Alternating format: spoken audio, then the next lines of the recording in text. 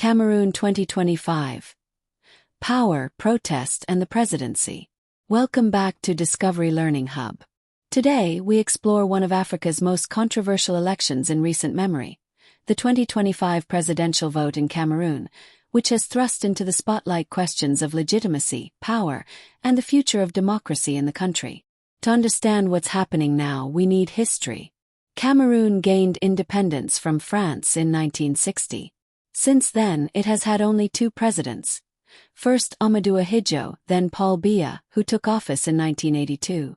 Over the decades, Biya has built a strong grip on power, suppressing opposition voices, centralizing control, and in 2008, dismantling presidential term limits so he could stay longer.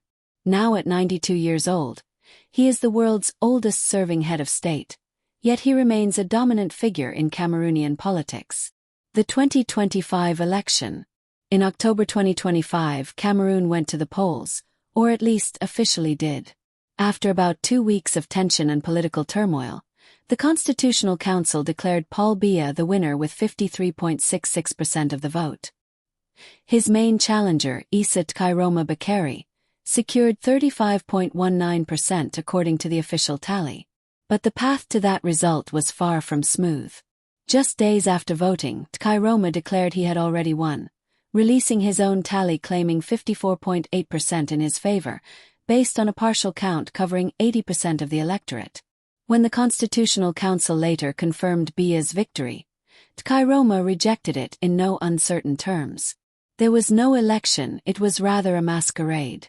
So what happened between the vote and the official results? Tension, protests and suppression. The period following the election was marked by intense tension across Cameroon. The government imposed a ban on public gatherings from election day onward, ostensibly to maintain order. In the economic hub Douala, people complained of internet restrictions, blamed by the state telecom operator Camtel on technical incidents. Protests erupted in multiple cities, including Douala, Yaoundé, Bafoussam, and elsewhere. In Douala, clashes between demonstrators and security forces tragically left 4 people dead. Near Tkairoma's hometown in Garoua, youths gathered in anticipation of his possible arrest. He claimed that security forces attempted to break into his residence. Moments after the official announcement, Tkairoma alleged that shots were fired outside civilians' homes, though independent verification remains elusive. For many Cameroonians, the election period felt less like a democratic process and more like an orchestrated show. Analyzing the results and reactions. With Biya officially declared victor, what are the implications, both domestically and internationally? Legitimacy concerns. The dramatic gap between opposition claims and official results casts doubt on the integrity of the process. Critics argue the system is rigged in favor of long-time incumbents. Power consolidation.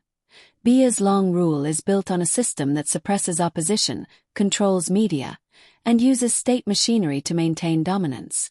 Human cost. Lives were lost, voices were silenced, and communities remain deeply divided. International reaction. Many external observers express caution. Some governments and NGOs may call for investigations. Others may simply observe formalities.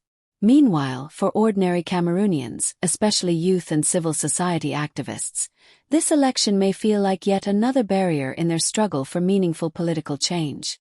What's next? Where does Cameroon go from here? Opposition response.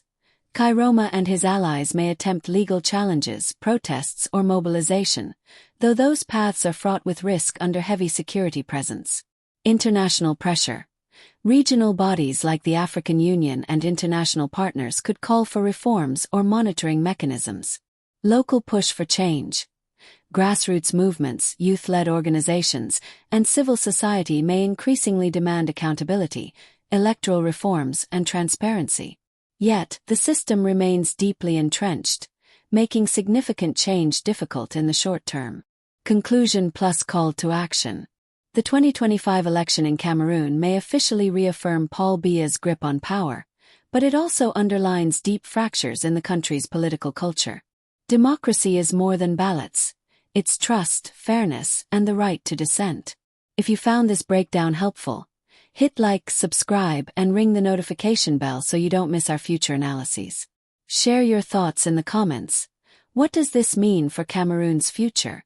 Thank you for watching Discovery Learning Hub. See you next time.